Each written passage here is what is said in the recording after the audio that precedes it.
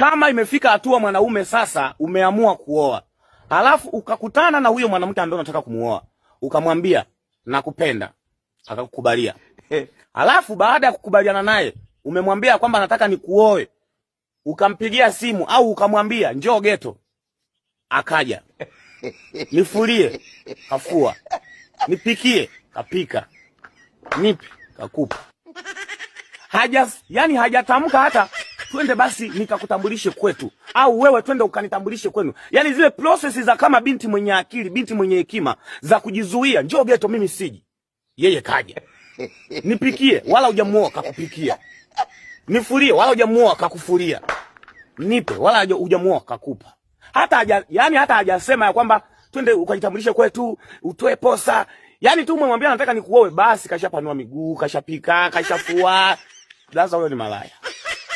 Niamini mimi, mwanamke mwenye hekima hayuko hivyo.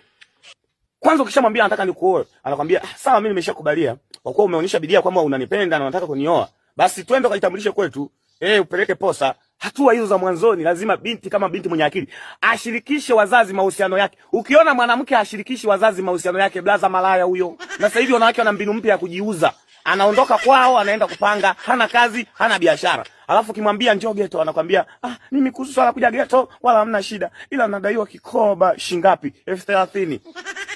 Unalipa kwa siku ama kwa wiki? Nalipa kwa wiki mara 3. Analipa kwa wiki mara 3. Alafu kimuuliza una kazi gani? Hana kazi. Blaza huyo ni malaya.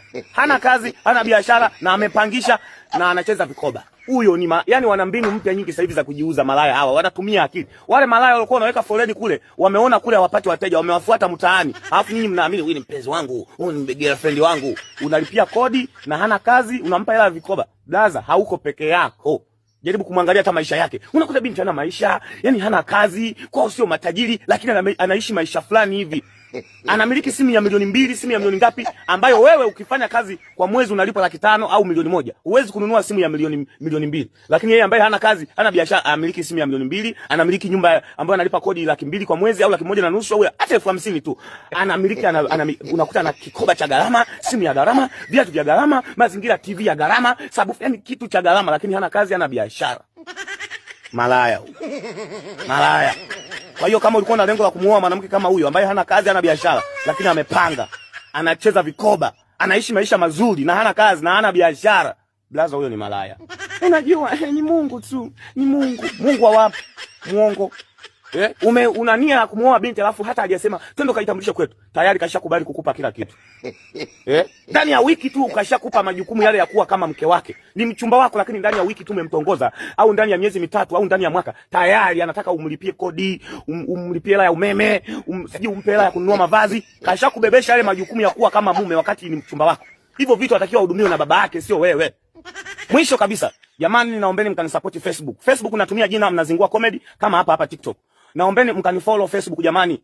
Naombeni na mimi mkanisaidia jamani nipate followers nifikishe angalau hata milioni. Niko 890 na kama 93k. Naombeni jamani mkanifikishe milioni kama huko TikTok tafadhali sana. Naombeni mkanifollow Facebook. Ingia Facebook na search Mnazingua Comedy. Kuna kazi zangu naziposti huko pia Facebook. Lakini pia Instagram. Naombeni mkanifollow. Instagram natumia Mnazingua Comedy. Utakuta account iko na followers kama 200,000 na kitu. Naombeni mkanifollow kwenye hizo account mbili. Naombeni tu support zenu wala siwalazimishi. Naomba sana ukanisupport. Ninakuomba usisahau. Ingia Facebook Mnazingua Comedy una search, au ukishaingia na Instagram Mnazingua Comedy una search. Naombeni mkanifollow tafadhali. Naomba.